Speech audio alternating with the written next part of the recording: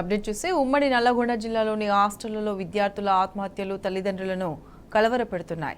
యాదాద్రి జిల్లాలో సూసైడ్ చేసుకున్న ఇద్దరు అమ్మాయిల కర్మకాండలు ముగియక ముందే సూర్యాపేట జిల్లాలో మరో ఘటన జరిగింది. ఇమాంపేట బాలికల గురుకుల పాఠశాలలో ఇంటర్మీడియట్ విద్యార్థిని ఆత్మహత్య చేసుకుంది. ఇంటర్ 2వ సంవత్సరం చదువుతున్న వైష్ణవి హాస్టల్ గదిలో ఊరివేసుకుంది.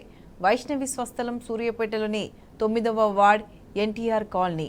ఘటనపై పోలీసులు కేసు నమోదు చేసి దర్యాప్తు చేస్తున్నారు. బాలికను హాస్టల్ సిబ్బందే చంపేశారని ఆమె తండ్రి అంటున్నారు.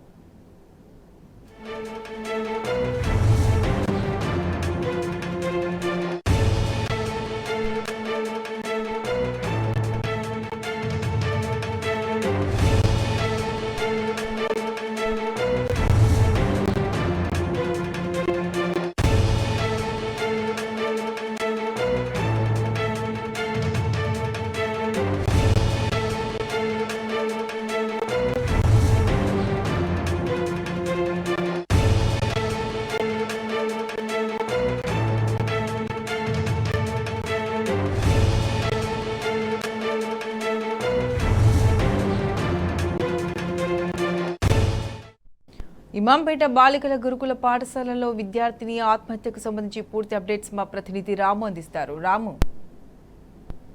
2 రోజుల క్రితం భువనగిరిలో ఇద్దరు 10th విద్యార్థులు ఆత్మహత్య చేసుకున్నటువంటి విషాదకర ఘటన మరొక ముందే ఈ రోజు సూర్యాపేట మండలం ఇమాంపేట సాంఘిక సంక్షేమ గురుకుల పాఠశాలలో బైపీసీ సెకండ్ ఇయర్ చదువుతున్నటువంటి వైష్ణవ్ అనే విద్యార్థిని ఆత్మహత్య చేసుకోవడం ఒక్కసారిగా జిల్లాలో విషాదాన్ని నింపింది. నిన్ననే ఫేర్వెల్ పార్టీ జరిగింది. తమ తల్లిదండ్రులు హాస్టల్ దగ్గరకు వచ్చి ఆ ఫేర్వెల్ పార్టీలో పాల్గొనడానికి సంబంధించినటువంటి దుస్తులు, అదేవిధంగా కొంత డబ్బులు కూడా అక్కడ ఇచ్చి వాళ్ళ పాపను సంతోషంగా చూసుకున్నారు.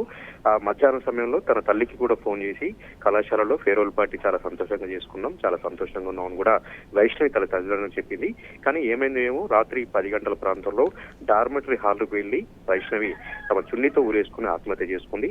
ఇది గమనించినటువంటి సిబ్బంది, తోటి విద్యార్థులు వెంటనే 108 వాహనాన్ని అక్కడికి రప్పించి ఆ ఉరి సంబంధించినటువంటి తొలగించి ప్రభుత్వ ఆసుపత్రి తరలించారు. అప్పటికే కొనుగుపుడుతున్నటువంటి వైష్ణవి వైద్యులు పరీక్షిస్తున్న సమయంలోనే ఒక్కసారిగా చనిపోయిందని కూడా చెప్పారు. దీంతో వైష్ణవి తల్లిదండ్రులు హాస్పిటల్కి వచ్చి కన్నీరు మునిగా కూడా పిలిపిస్తా ఉన్నారు.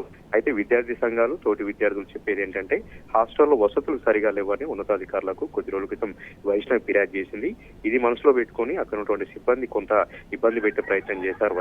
వైష్ణవిని పర్సనల్ గా టార్గెట్ చేసి కొంత మానసికంగా ఇబ్బంది పెట్టారు. అందువలనే తన ఆత్మహత్య చేసుకుందని విద్యార్థి సంఘాలు విద్యార్థులు చెప్తా ఉన్నారు. కానీ సిబ్బంది మాత్రం తామేమీ అనలేదు, చదువు ఒత్తిడితో ఆత్మహత్య చేసుకుని ఉండొచ్చు అని కూడా వాళ్ళ వెర్షన్ వాళ్ళు చెప్తా ఉన్నారు. పోలీసులు అయితే కేసు నమోదు చేసి దర్యాప్తు చేస్తా ఉన్నారు.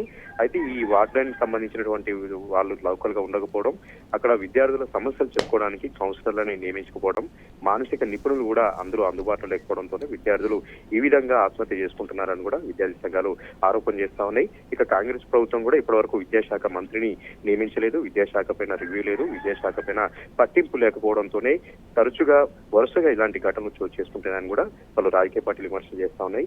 ఏదేమైనప్పటికీ కూడా వారం రోజుల వ్యవధిలోనే ఉమ్మడి నల్గొండ జిల్లాలో ఇద్దరు 10th విద్యార్థులు, ఒక ఇంటర్ విద్యార్థిని, మొత్తం 3 విద్యార్థులను ఆత్మహత్య చేసుకోవడం విషాదాన్ని నింపింది. ఎంతో బంగారు భవిష్యత్తున్నటువంటి విద్యార్థులు ఇలా అకాల మరణం చెందుతుండడంతో ప్రతి ఒక్కరు కూడా ఆందోళన వ్యక్తం చేస్తా ఉన్నారు. ప్రతిష్ట.